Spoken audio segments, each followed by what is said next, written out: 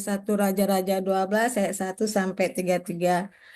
Kemudian Rehabeam pergi ke Sikem, sebab seluruh Israel telah datang ke Sikem untuk menobatkan dia menjadi raja.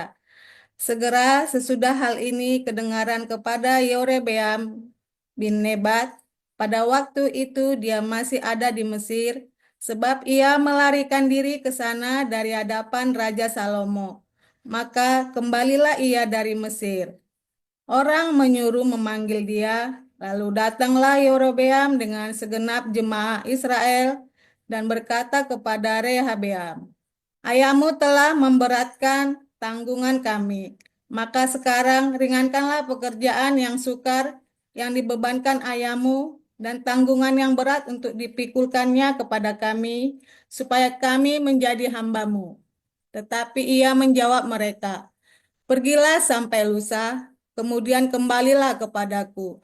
Lalu pergilah rakyat itu.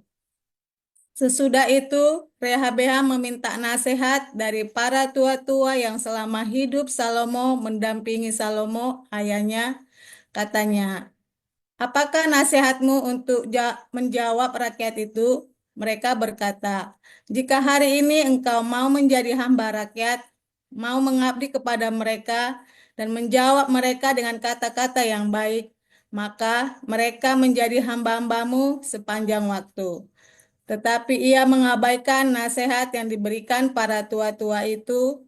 Lalu ia meminta nasihat kepada orang-orang muda yang sebaya dengan dia dan yang mendampinginya. Katanya kepada mereka, "Apakah nasihatmu supaya kita dapat menjawab rakyat yang mengatakan kepadaku, 'Ringankanlah tanggungan yang dipikulkan kepada kami oleh ayahmu'?" Lalu orang-orang muda yang sebaya dengan dia itu berkata, "Beginilah harus kau katakan kepada rakyat yang telah berkata kepadamu, 'Ayahmu telah memberatkan tanggungan kami, tetapi engkau ini berilah keringanan kepada kami.' Beginilah harus kau beginilah harus kau katakan kepada kami. Beginilah harus kau katakan kepada mereka, kelingkingku lebih besar daripada pinggang ayahku. Maka sekarang ayahku telah membebankan kepada kamu tanggungan yang berat, tetapi aku akan menambah tanggungan kamu. Ayahku telah mengajar kamu dengan cambuk, tetapi aku akan mengajar kamu dengan cambuk yang berduri besi."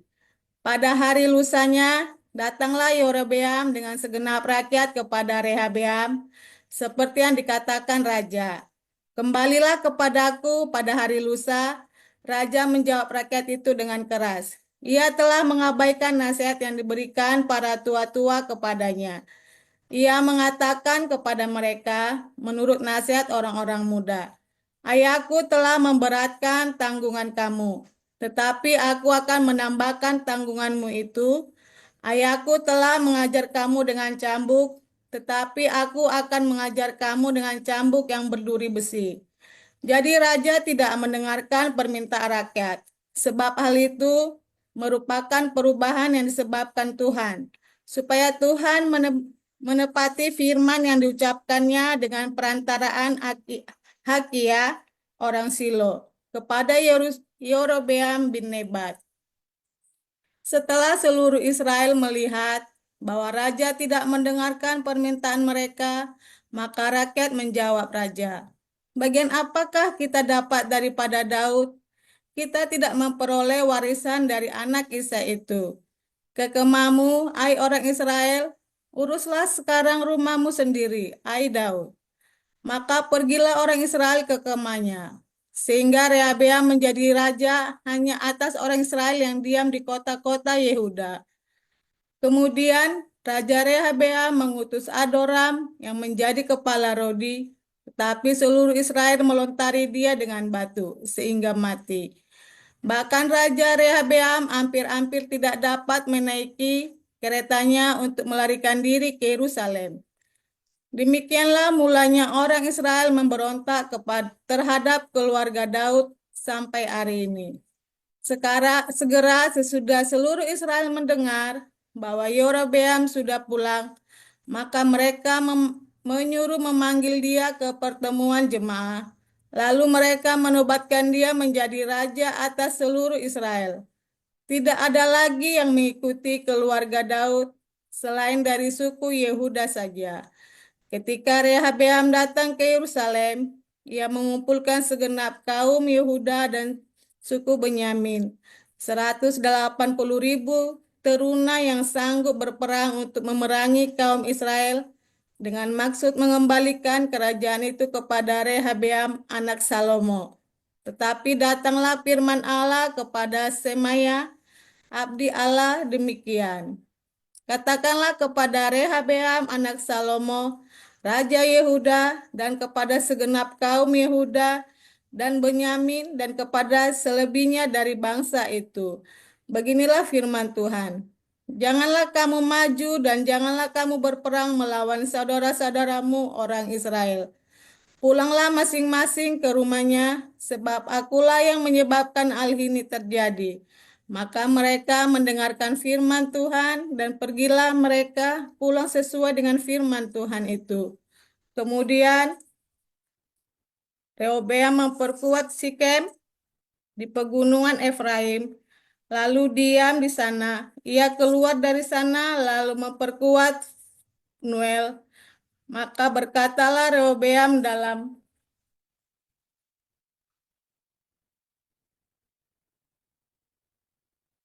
Maka berkatalah Rehobeam dalam hatinya, ini mungkin kerajaan itu kembali kepada keluarga Daud. Jika bangsa itu pergi mempersembahkan korban sembelian di rumah Tuhan di Yerusalem, maka tentulah hati bangsa ini dan akan berbalik kepada Tuhan mereka, yaitu Rehabeam, Raja Yehuda. Kemudian mereka akan membunuh aku dan akan kembali kepada Rehabeam, Raja Yehuda. Sesudah menimbang-nimbang, maka raja membuat 2 anak lembu jantan dari emas, dan ia berkata kepada mereka, sudah cukup lamanya kamu pergi ke Yerusalem. Hai Israel, lihatlah sekarang Allah-Allahmu yang telah menuntut engkau dari keluar tanah Mesir. Lalu ia menaruh lembu yang satu di Betel dan yang lain ditempatkannya di Dan. Maka hal itu menyebabkan orang berdosa. Sebab rakyat pergi ke Betel menyembah patung yang satu dan ke Dan menyembah patung yang lain. Ia membuat juga kuil-kuil di atas bukit-bukit pengorbanan dan mengangkat imam-imam dari kalangan rakyat yang bukan dari Bani Lewi. Kemudian Rehobeam menentukan suatu hari pada hari yang ke-15 ke bulan ke-8, maka seperti hari raya yang di Yehuda, dan ia sendiri naik tangga mezbah itu. Begitulah dibuatnya di Betel, yakni ia mempersembahkan korban kepada anak-anak lembu yang telah dibuatnya itu. Dan ia menugaskan di Betel imam-imam bukit pengorbanan yang telah diangkatnya. Ia naik tangga mezbah yang dibuatnya di Betel itu pada hari yang ke-15 dalam bulan yang ke-8. Dalam bulan yang telah direncanakannya dalam hatinya sendiri. Ia menentukan suatu hari raya bagi orang Israel dan ia naik tangga mezbah itu untuk membakar korban. Galatia 3. Hai orang-orang Galatia yang bodoh, siapakah yang telah mempesona kamu? Bukankah Yesus Kristus yang disalibkan itu telah dilukiskan dengan terang di depanmu? Hanya ini yang hendak ku ketahui daripada kamu. Adakah kamu telah menerima roh karena melakukan hukum Taurat atau karena percaya kepada pemberitaan Injil? Adakah kamu sebodoh itu? Kamu telah mulai dengan roh. Maukah kamu sekarang mengakhirinya di dalam daging? Sia-siakah semua yang telah kamu alami sebanyak itu? Masakan sia-sia? Jadi bagaimanakan sekarang? Apakah ia yang menganugerahkan roh kepada kamu dengan berlimpah-limpah dan yang melakukan mujizat di antara kamu berbuat demikian karena kamu melakukan hukum Taurat atau karena kamu percaya kepada pemberitaan Injil? Secara itu jugalah Abraham percaya kepada Allah, maka Allah memperhitungkan hal itu kepadanya sebagai kebenaran. Jadi kamu lihat bahwa mereka yang hidup dari iman, mereka itulah anak-anak Abraham. Dan kitab suci yang sebelumnya mengetahui bahwa Allah membenarkan orang-orang bukan Yahudi oleh karena iman, telah terlebih dahulu memberitakan Injil kepada Abraham. Olehmu segala bangsa akan diberkati.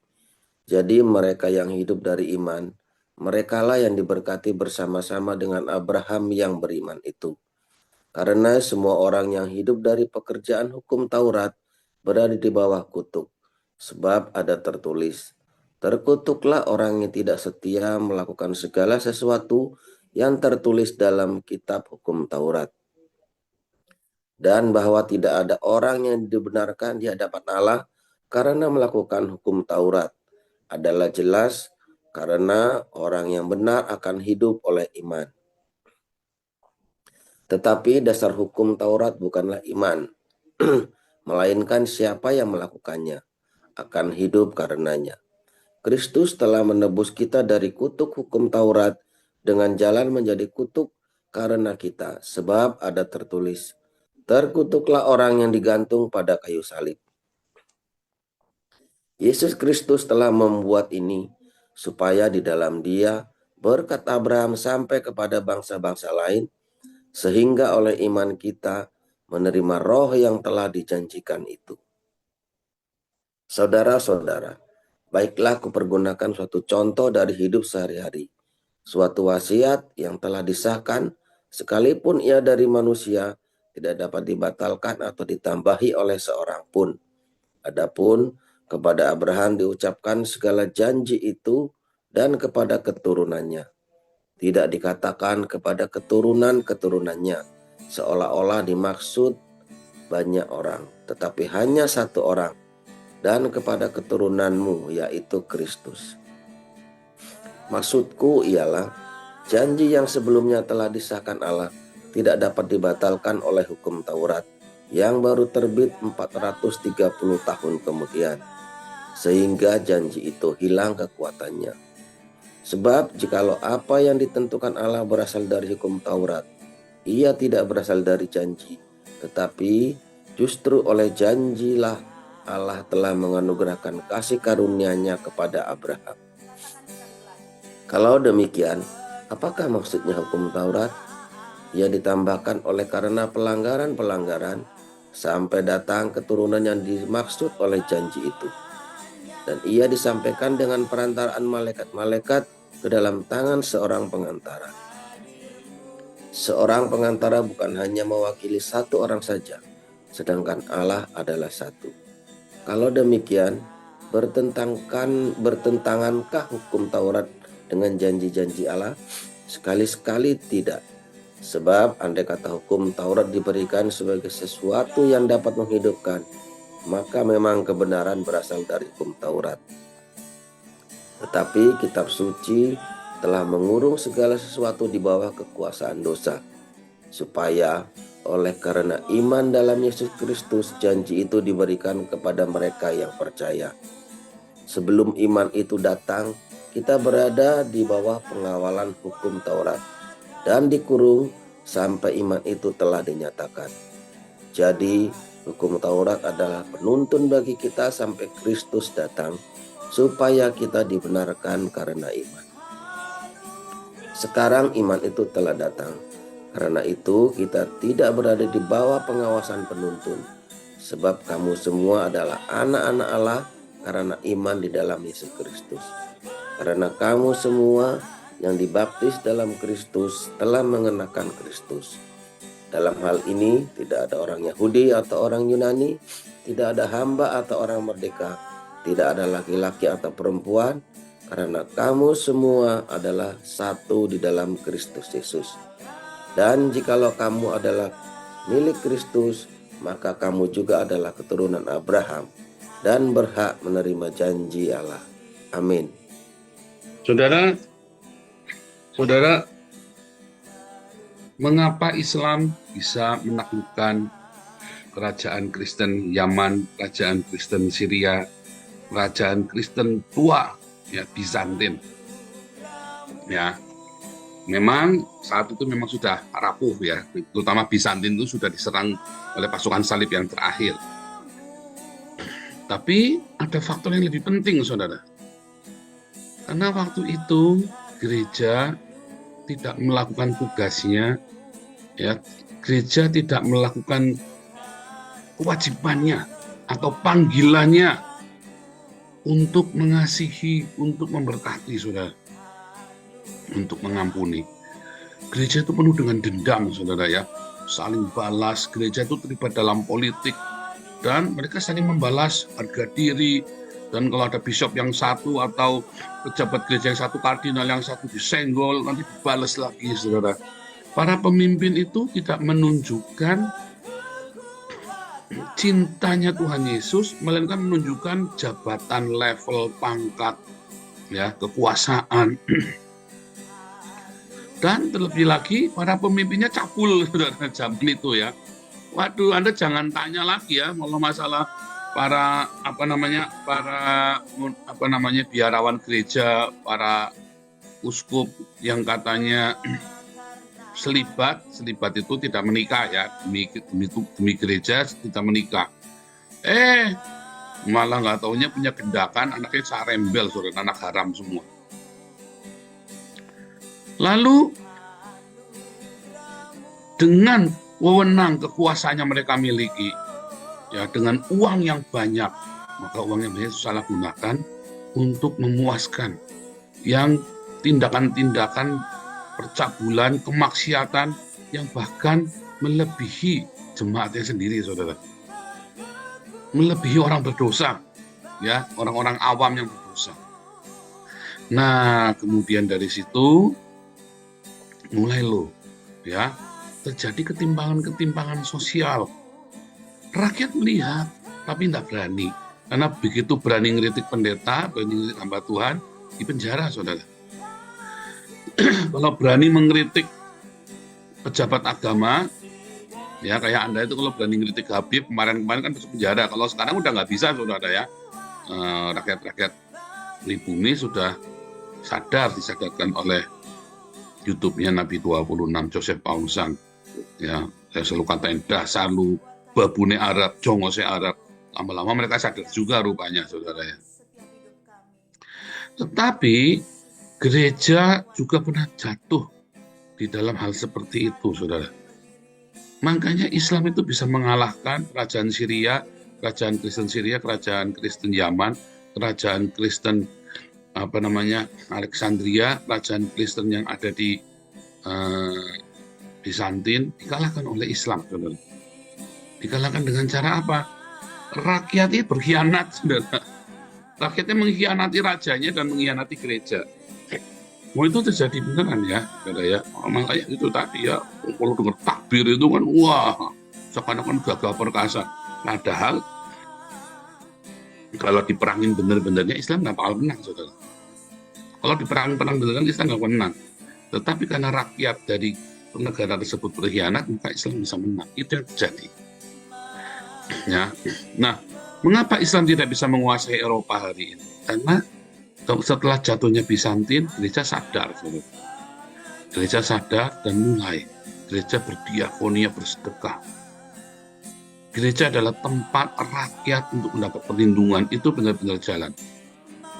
Kecuali sempat ya, gereja Katolik masuk di dalam skandal pedofilia. Ya, ada sempat ya, saudara ya, dari itu dibongkar.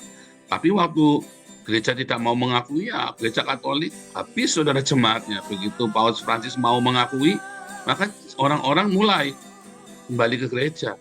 Beneran ya, karena gereja Katolik di Eropa penuh, karena Paus Francis berani bongkar skandal para kardinal yang dulu kan baru cuma jadi pastor atau frateran gitu, atau bruder atau pastor yang cabul-cabul pedofil itu, saudara.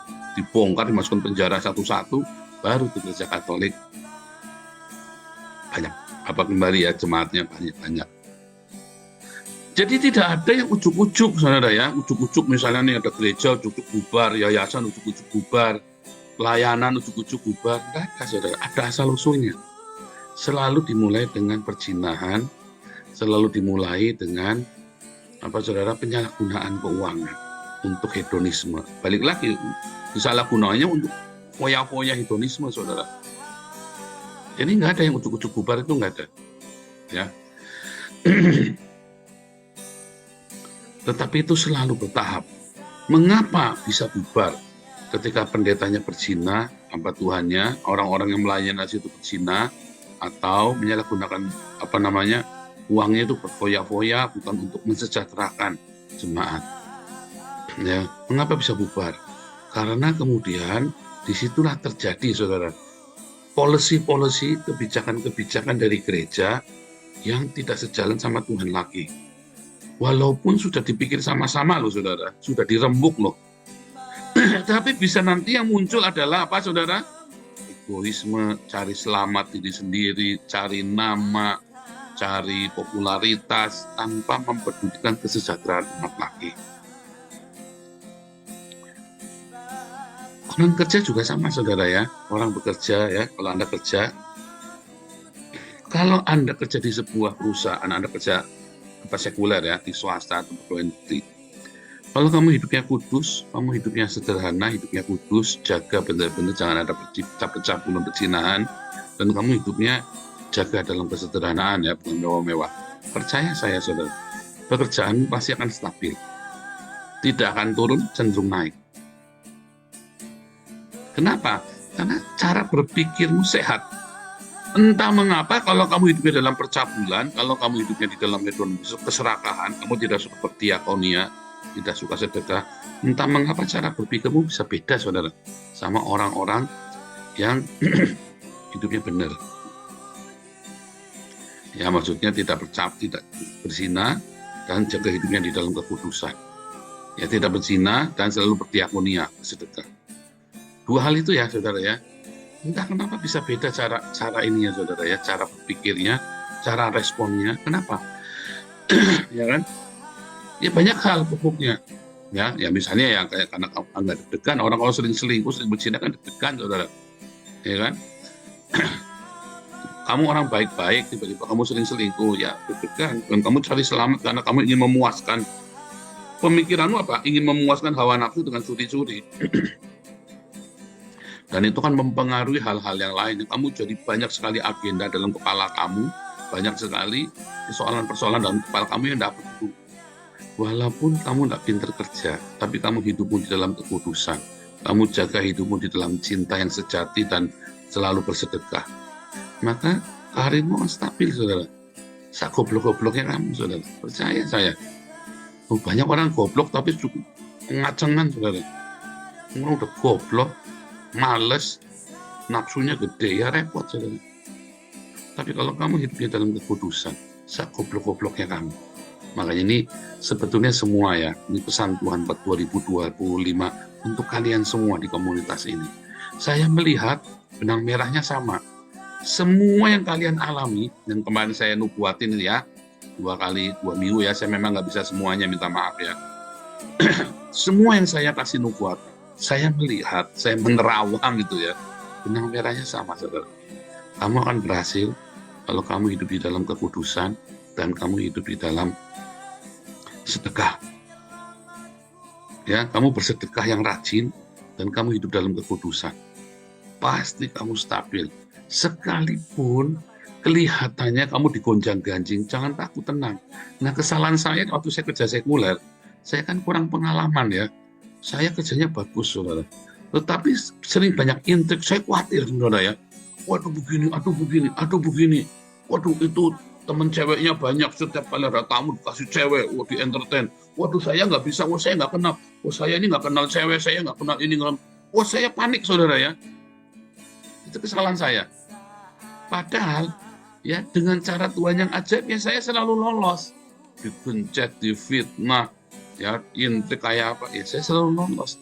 Karena saya hidupnya jaga dalam kekudusan, saya hidupnya dalam kerendahan hati, dan selalu bersedekah. Padahal selalu lolos tuh, saudara. Tapi karena sering mengalami begitu, ya, dan saya nggak mau lagi mengalami deg-degan itu lagi, karena belum pintar, saudara.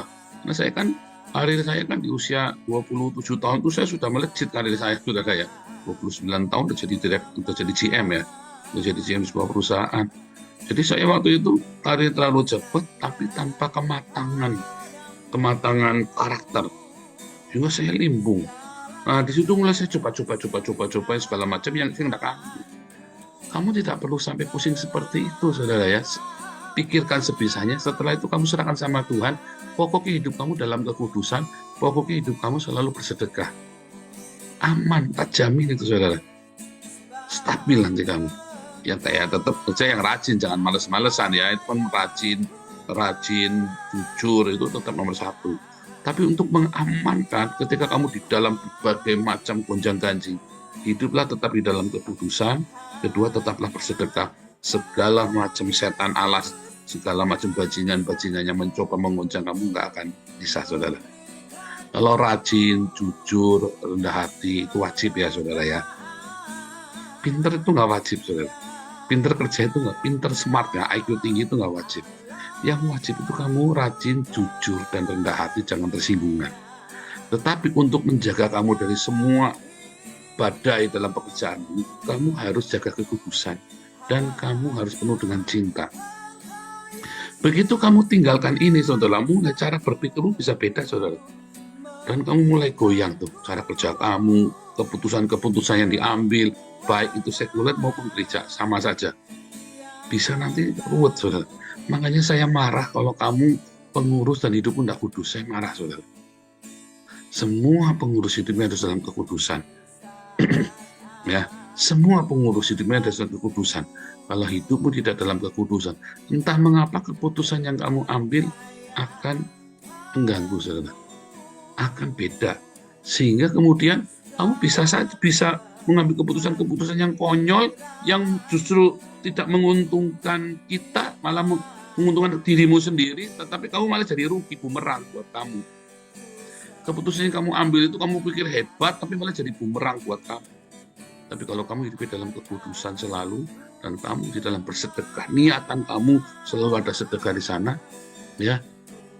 Entah kenapa frekuensi otakku ya benar, saudara ya. Ya begitu caranya ya. Mau itu gereja, mau persekutuan doa, yayasan, kerja sekuler, kerja di kantor, kerja perusahaan, bisnis sendiri. Itu caranya, saudara. Ya, kalau tambah takbir Allah bubar karena mabok, saudara ya. Akhirnya kan alap kamu kan bubar ya. Kamu akhirnya mabok karena nggak tahan kan, kamu salah terus bikin keputusan apa jadi bumerang terus. Coba kita lihat, saudara ya. Kita remote loh, semua yayasan kita tuh di remote ya. Satu-satu akhirnya kita bisa jadi baik, saudara. Satu-satu kita jadi baik. Mengapa bisa jadi baik? Karena kita semua jaga hidup di dalam kekudusan. Karena kita semua tekad hidup dalam kekudusan. Begitu kamu tidak kudus, saudara, kamu cepetan ngomong. Bisik-bisik sama saya, Pak, saya tidak benar hidupnya, Pak. Kamu kasih tahu, saudara. Supaya kita singkirkan pelan-pelan, supaya kamu jangan ganggu kita dan kamu jangan terkutuk. Kamu juga jangan sial. Dan kamu terus motivasi kita pokoknya diakonia. Mau bikin proyek apapun kita pasti sukses, saudara. Jangan takut. Itu nggak tahu kenapa, itu pasti diutak-atik ya. Jadi jangan takut ya, saudara ya. Jangan takut. Tuhan akan tolong. Jangan takut. Anda yang kerja sekuler, kerja gereja, pendeta, Anda yang apapun, hidup jaga kekudusan dan hatimu selalu ingin bersedekah. Entah kenapa nanti Tuhan kasih tuh frekuensi yang benar di otakmu, kamu bikin policy nanti baik, saudara ya. Ingat itu. Ya itu saya nggak ngejadi Anda tahayul ya. Tapi itu kamu lakukan deh. Ya, Tuhan Yesus memberkati. Iya.